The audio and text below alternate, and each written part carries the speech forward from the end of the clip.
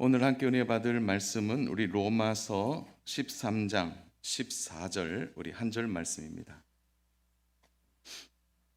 우리 로마서 13장 14절 우리 신약 성경 257면에 하나님의 말씀이 기록되어 있습니다.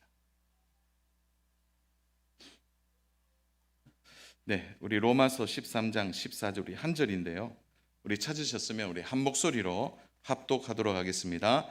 오직 주 예수 그리스도로 옷 입고 정욕을 위하여 육신의 일을 도모하지 말라. 아멘. 우리 한 번 더 할까요? 시작. 오직 주 예수 그리스도로 옷 입고 정욕을 위하여 육신의 일을 도모하지 말라. 아멘. 우리가 신앙생활을 하게 되면 가장 먼저 나타나는 영적 변화가 있습니다. 이제 그 첫 번째 영적 변화가 뭐냐면 죄를 알게 되는 거죠.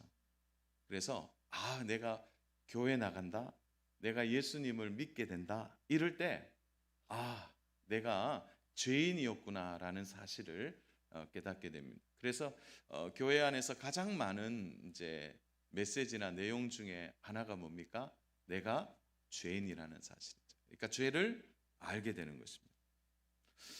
당연히 죄를 알게 되니까 죄에 대한 분별력을 갖게 되는 거죠. 그래서 이건 죄인데 내가 따라하면 안 되겠구나.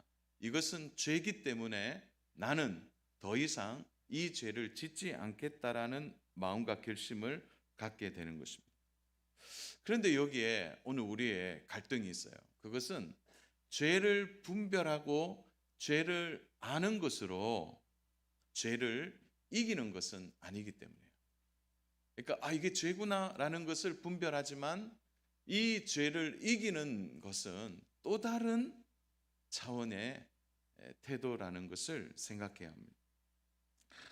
이런 거죠. 우리 아이들 이제 과자를 사줄 때 불량식품 있지 않습니까?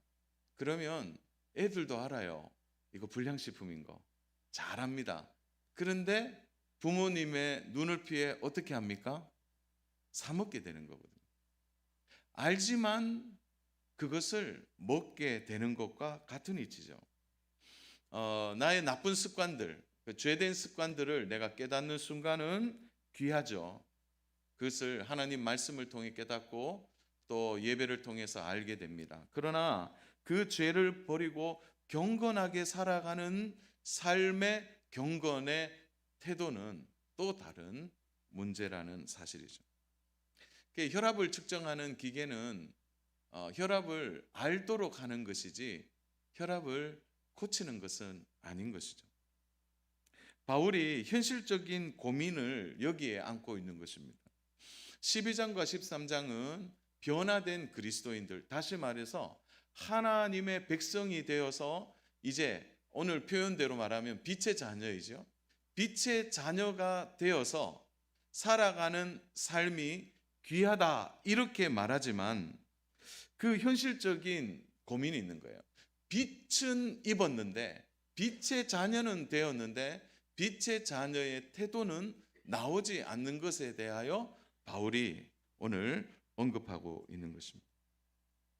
사실 오늘 우리 한 구절만 읽었지만 내용 전체가 주는 것은 뭐냐면 빛의 자녀라면 어떻게 살아가야 하느냐라는 거죠.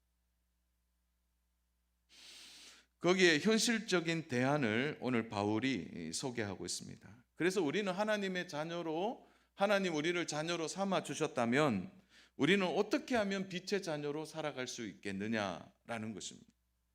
여러 방법들을 바울이 12장과 13장에 언급하면서도 오늘 결론처럼 등장하는 내용이 오늘 우리가 두 번 반복해서 읽었던 오늘 본문 14절의 말씀입니다. 결국은 결론을 이렇게 말하고 있어요. 예수 그리스도의 옷을 입지 않으면 우리는 하나님의 자녀답게 살아가는데 실패하게 될 것이다. 이것이 오늘 바울이 하고 싶은 강조점이라는 거죠. 그래서 오늘 우리 본문 한번 보십시오. 본문 보시면 제일 앞절에 뭐가 나옵니까? 어떤 단어가 나옵니까? 14절 제일 앞에 오직이라는 단어가 등장합니다. 오직. 요게 이제 헬라어로는 알라인데 그 알라는 아닙니다. 그 알라는 아니고 요 알라라는 헬라어인데요. 이건 뭐냐면 강조적 접속사입니다. 그러니까 이런 거죠. 이 방법밖에 없다. 이 방법 외에는 다른 방법이 없다라는 것을 이야기하면서 너희가 하나님의 자녀로 예수 그리스도의 옷을 입을 때 허술하게 입지 말고 제대로 차려 입어라 라는 것이 오늘 바울이 결론처럼 우리에게 주고 있는 말씀입니다. 그래서 여기서 보면 오직이라는 단어가 나오고 뒤에 보면 옷 입고라는 이 단어도 나오는데 이거는 뭐냐? 원문에서 차려입다라는 단어죠. 그러니까 의식하고 이 옷을 입는 방법밖에 없다는 거예요. 의식하고 이 옷을 입는 방법만이 우리가 하나님의 자녀로 살아갈 수 있음을 말해주는 것입니다. 그러니까 이거는 의식하는 태도죠. 의식하는 행동. 그래서 이 옷을 입으면 우리는 빛의 자녀로 하나님의 자녀로 제대로 살아갈 수 있게 되는 것을 말하고 싶은 것입니다. 자, 이 부분을 강조하기 위해서 12절과 13절은 계속 이 부분을 이야기합니다. 우리 12절 한번 보십시오. 12절 같이 한번 읽겠습니다. 밤이 깊고 낮이 가까웠으니 그러므로 우리가 어둠의 일을 벗고 빛의 갑옷을 입자. 13절 낮에와 같이 단정히 행하고 방탕하거나 술 취하지 말며 음란하거나 호색하지 말며 다투거나 시기하지 말고. 사랑하는 여러분, 이 말씀을 줄 때 이 말씀을 받는 자들이 누구이냐 하면요, 세속적인 이방인들이 아니에요. 누구들입니까? 하나님의 자녀로 부름을 받은 자들에 대한 대상이에요. 그러니까 이런 거죠. 우리가 하나님의 자녀로 부르심을 받아서 죄를 알아요. 그리고 이 죄에 대하여 바르게 분별해 내면도 불구하고 우리의 삶이 어디로 지향하고 있는 겁니까? 12절에 보니까 어둠의 일을 좋아하는 거예요. 13절에 방탕하거나 술 취하거나 음란하거나 호색하고 다투고 시기하는 삶을 살아가는 거예요. 그러니까 이 둘에 내가 하나님의 자녀임에도 불구하고 여전히 어둠의 일을 하고 있는 이 거리가 너무나 큰 이 거리에 대하여 바울이 오늘 14절에서 뭐라고 했습니까? 결정적인 처방을 내리고 있는 거죠. 그러므로 오직 다른 방법이 없다는 거예요. 잘 차려 입어야 된다는 거예요. 뭘 차려 입어야 됩니까? 오직 주 예수 그리스도로 옷을 입어야 된다. 이것이 바울이 오늘 결론, 해결 이것을 할 때 가능함을 말하고 있는 것입니다. 사랑하는 여러분, 우리가 주일이 되어 교회 올 때마다 마음 한구석에 좀 답답한 마음을 가지고 오죠. 지난주에도 분명히 예배 드릴 때 이 부분은 내가 정말 하나님 말씀답게 살고 싶고 내가 그래도 정직하고 그리스도인답게 살아야지 하면서 한 주간 지나고 또 답답한 마음을 가지고 오죠. 왜 그렇습니까? 그렇게 살지 못하는 나의 모습을 보는 거예요. 때로는 어둠에 있었고 때로는 술 취했고 때로는 우리의 삶이 방탕한 삶으로 자꾸 지향해가는 우리의 연약한 모습을 보면서 어떻게 하면 빛의 자녀와 어떻게 하면 이 어둠의 사이에서 우리가 이기며 살아갈 수 있을까? 이걸 생각하니까 마음이 답답해지고 힘들어지는 것입니다. 사실 바울도 이 사실을 알고 있었다는 것입니다. 그래서 빛의 갑옷을 입어라 12절에 한번 서론적으로 이야기하고 결론으로 14절에 결국 다른 방법이 없고 그리스도의 옷을 입어야 가능하다 이렇게 말합니다. 제가 후반부에도 잠깐 설명하겠지만 이 빛의 갑옷이라고 말할 때 빛이 누구냐면 예수님이에요. 그러니까 예수님의 옷을 서론에서 강조하고 또 후반부에서 한 번 더 강조하고 있는 것입니다. 사랑하는 여러분, 그런 표현을 보면서 오늘 우리가 묵상하고 생각해야 될 것은 바울이 이런 처방을 내릴 때 바울에게 어떤 마음이 있었던 것입니까? 옷에 대한 중요한 상징적인 이미지를 바울이 잘 그려내고 있다는 것을 보게 됩니다. 옷에 대하여 유독 이렇게 반복하는 이유가 뭡니까? 옷이 주는 의미가 분명하기 때문이죠. 바울이 살던 시대의 옷은 오늘 우리와 좀 다릅니다. 오늘은 우리는 취미로 입기도 하고 또 나의 어떤 기질에 따라 또 나의 특징에 따라 옷을 우리가 선택하고 있습니다. 그러나 바울이 살던 시대의 옷은 가장 결정적인 기능을 하는데 그것은 신분을 나타내는 신분증과 똑같은 역할을 옷이 하고 있기 때문이에요. 사실 우리 그리 길지 않는 한 120년, 130년 전에 우리나라도 그랬지 않습니까? 양반과 또 그 외에 계층의 사람들의 옷의 차이가 나타나잖아요. 분명히 드러나는 것처럼 바울이 오늘 옷에 대한 이야기를 하면서 그가 먼저 하고 싶었던 것은 우리의 신분에 대하여 바울이 드러내고 있는 것입니다.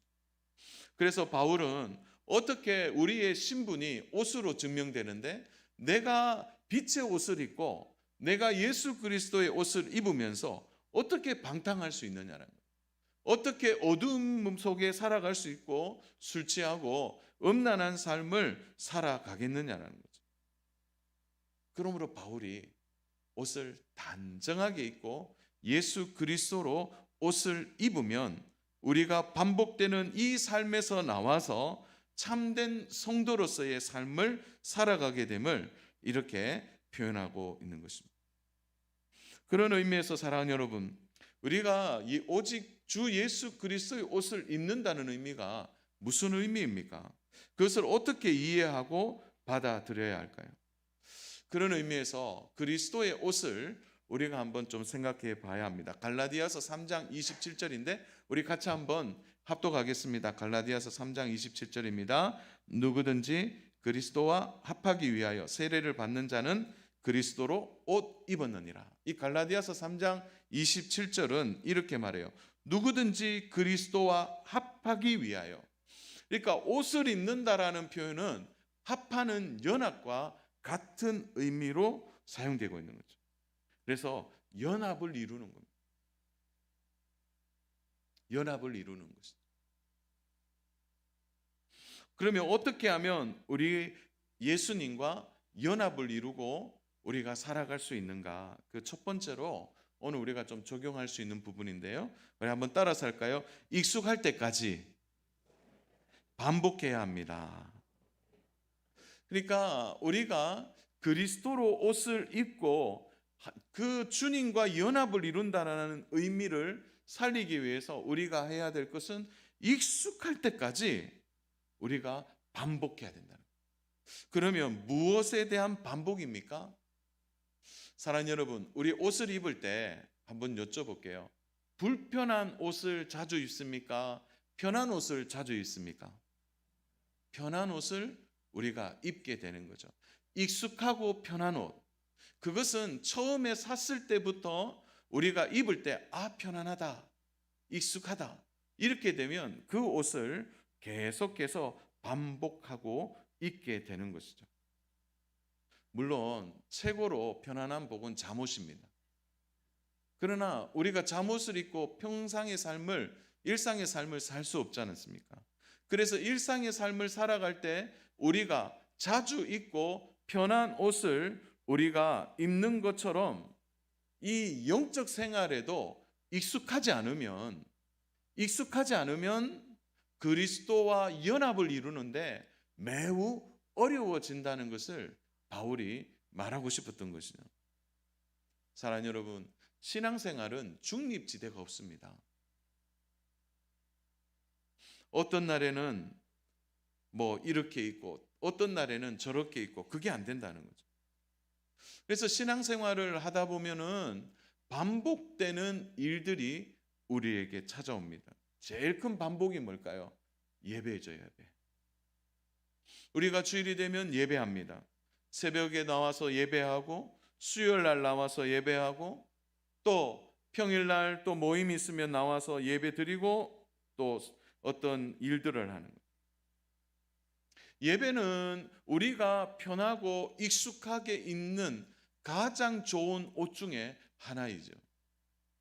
자, 문제는 뭡니까? 하나님과 연합이 확인되지 않을 때 나타나는 증상이 뭘까요? 예배하는 것이 힘들어지는 거예요. 오늘 제가 이렇게 돌아보니까 예배를 드릴 때 처음부터 지금까지 뭐 어떤 분은 50년 예배 드렸고 어떤 분은 60년 예배 드렸어요.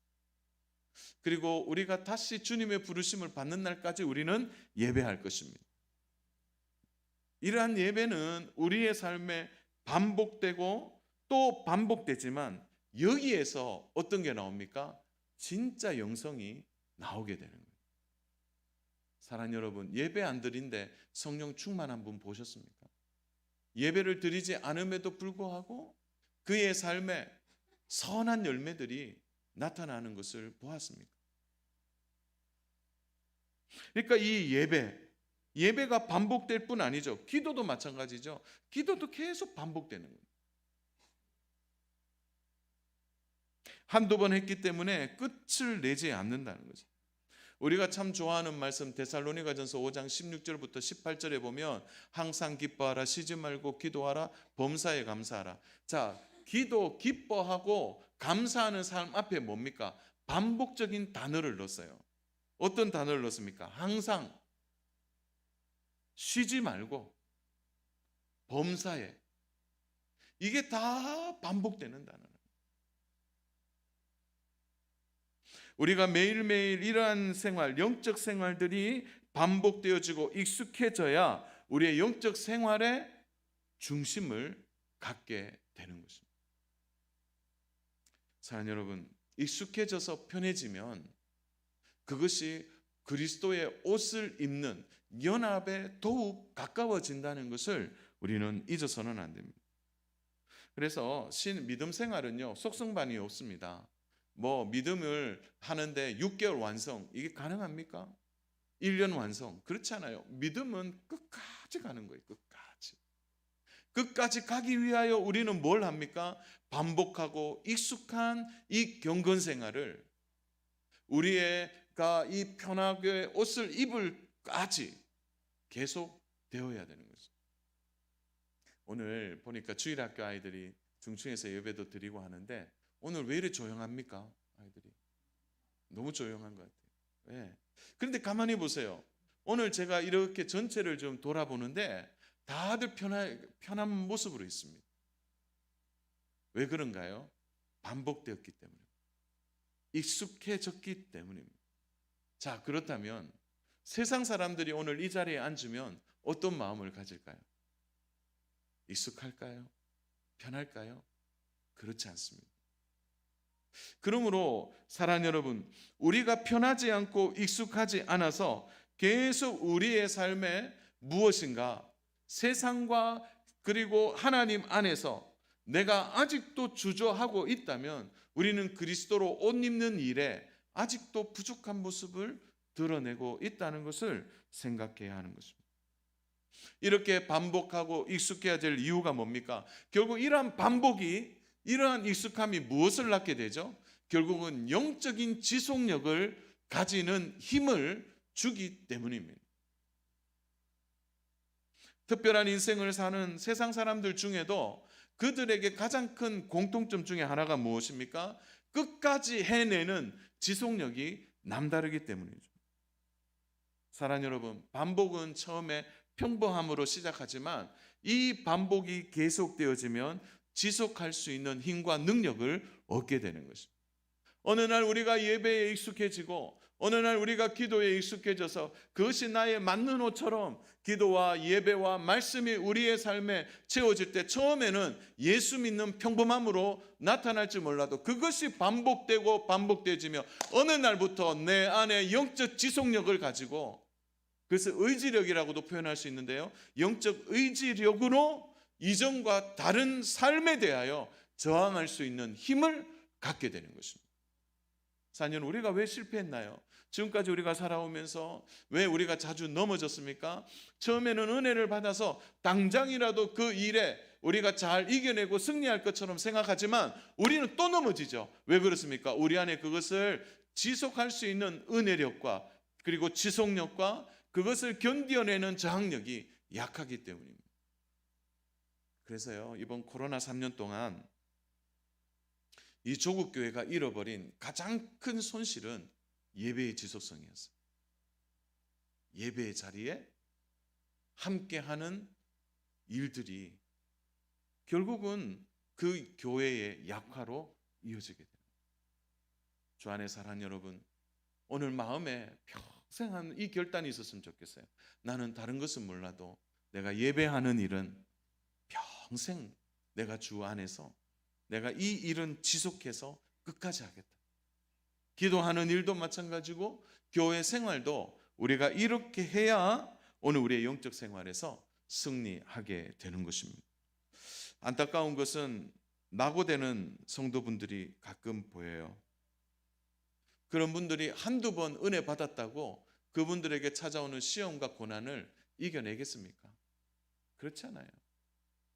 또 반복하고 또 반복해서 우리의 영적 생활이 나의 삶에 익숙해지고, 그리고 나의 영적인 영성들이 그리스도로 옷을 입는 연합과 함께 잘 이루어져서 마치 영성이 나의 삶에 편안하게 내 안에 또한 자리 잡을 때, 그때 우리가 죄에 대하여 이길 힘과 저항력을 갖게 되는 것입니다.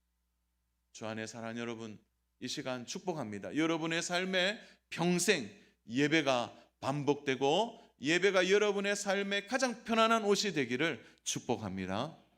기도의 생활도 가장 편안한 옷이 되기를 축복합니다. 교회 생활도 가장 편안한 옷이 되기를 축복합니다. 이런 익숙함이 우리의 삶을 더 견고하게 만든다는 것을 생각하셔야 합니다. 우리 또 하나만 더 볼까요? 그것은 내가 어떤 옷을 입고 있는지를 생각해야 우리가 오늘 예수 그리스도의 옷을 제대로 입고 살아갈 수 있게 되는 것입니다. 자, 오늘 본문 우리들에게 말하고 있습니다. 그것은 우리가 입고 있어야 할 옷이 주 예수 그리스도의 옷이라고 말하고 있습니다. 주 예수 그리스도의 옷. 이 옷을 우리가 입을 때 정욕에 노출되고 육신에 노출되고 때로는 우리의 삶에 찾아오는 죄에 노출되었지만, 우리가 이 옷을 입음으로 말미암아 그것을 분별해내고 이길 수 있는 저항력과 힘을 갖게 된다는 것입니다. 주 안에 사랑하는 여러분, 여러분은 지금 어떤 옷을 입고 있는 것입니다. 그래서 오늘 본문에서 참 재밌게 바울이 표현하죠. 이렇게 표현합니다. 어둠의 옷을 입고 있는가? 정욕의 옷을 입고 있는가? 육신의 옷을 입고 있는가? 아니면 우리가 주 예수 그리스도의 옷을 입고 있는가? 오늘 이것을 우리들에게 묻고 있는 것입니다. 사랑하는 여러분, 여러분이 살아가는 직장과 일터에서 여러분이 예수 그리스도의 옷을 입고 있음을 직장의 동료들이 알고 있습니까? 여러분들과 가깝게 지내는 친구들 사이에서 그 친구들의 입에서 너는 교회 다니고 하나님을 믿는 하나님의 자녀라는 사실을 친구들의 입에서 들리는 그런 일들을 자주 경험하십니까? 여러분과 거래하는 거래처의 사람이 저 김 사장은 아니면 저 이 과장님은 교회 다니는 하나님의 사람이라는 것을 그들이 알고 있습니까? 어떤 옷을 입고 있는지 세상이 우리를 더 잘 평가한다는 사실을 우리는 절대 잊어서는 안 됩니다. 사랑하는 여러분, 오늘 우리가 증언 선고가 있어서 우리가 한 자리에 모여 예배하지만 사실 말씀을 준비하는 내내 한쪽의 마음이 무거웠습니다. 그것은 누가 보아도 누가 알아도 저분은 하나님을 신실하게 믿는 하나님의 자녀라는 사실을. 그래서 누구라도 정말 우리가 펼쳤을 때 이분은 정말 아깝다. 그리고 이분은 우리가 보지 않아도 이분은 틀림없다. 그렇게 확증하는 사람들이 오늘 우리와 함께 신앙생활하는 전부가 되어질 때 그것이 합당한 말씀을 통하여 살아가는 삶이 되지 않겠습니까? 그런데 우리가 하면서 저분도 저런 자리에 있었구나. 저분도 아직 저분이 저렇게 나오다니. 만약 그렇게 한다면 어떻게 되겠습니까? 사랑하는 여러분, 애매한 신앙생활을 벗어버리셔야 합니다. 확실하게 하나님 편에 서시기를 축복합니다. 이 하나님의 편에 서서 내가 예수 그리스도의 옷을 입고 연합하고 있다는 것을 보여주어야 거기서부터 산 간증이 나오게 되는 거예요. 세상을 저항하지 아니하면은 절대 간증이 나올 수 없습니다. 오늘 우리가 살아가는 한 주간의 삶에 사랑하는 여러분, 예수 그리스도의 옷을 입고 살아셨습니까?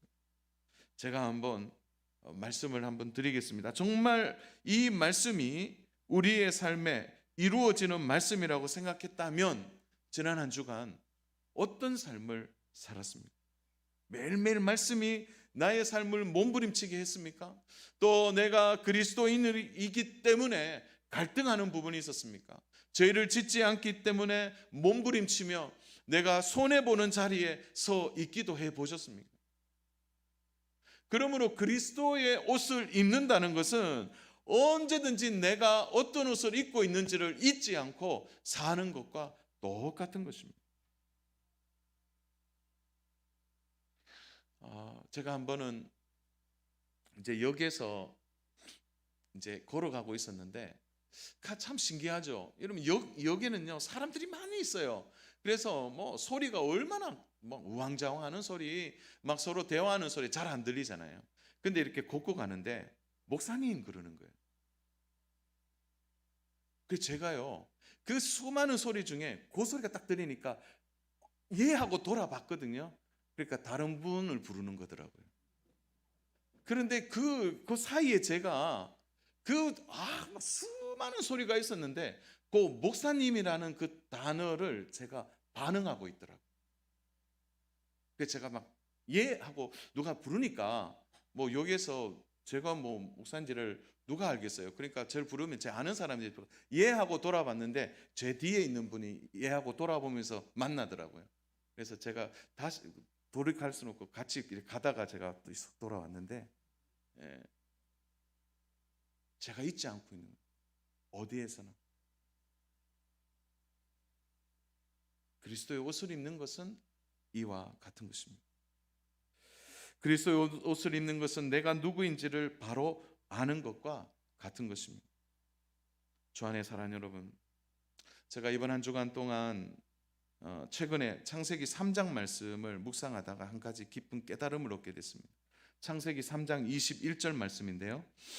창세기 3장 21절에 보면 여호와 하나님이 아담과 그의 아내를 위하여 가죽옷을 지어 입히시니라.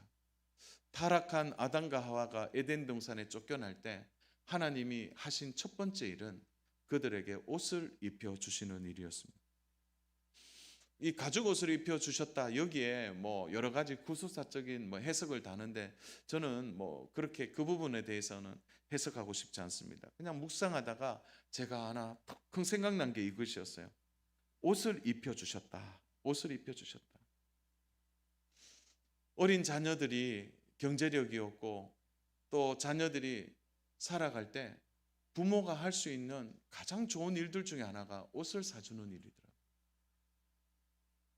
그것은 아담과 하와가 비록 죄를 지었지만 그들에게 옷을 입혀주시는 것은 딱 한 가지의 의미예요. 그 무슨 의미입니까? 내가 너의 부모라는 거예요. 내가 너의 부양자라는 거예요. 아담과 하와는 분명히 하나님이 지어주신 옷을 입고 그들은 늘 생각했을 겁니다. 바로 나를 돌보시는 분은 하나님이시다. 비록 우리가 에덴 동산에 쫓겨났지만 하나님은 여전히 나의 아버지가 되신다는 거예요.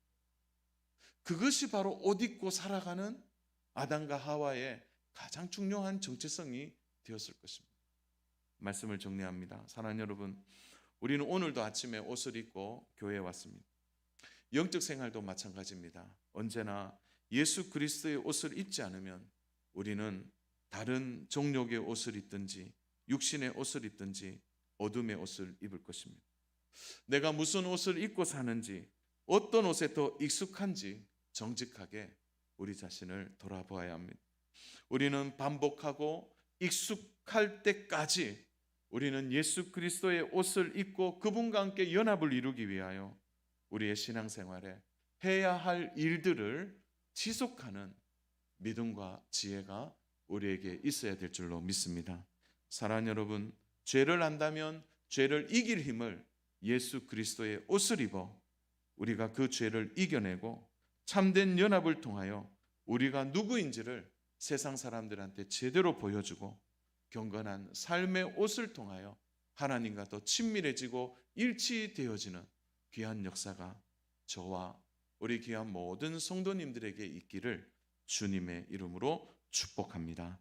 날마다 그리스도의 옷을 입고 승리하는 삶이 우리 모두의 삶이 되기를 주님의 이름으로 축복합니다.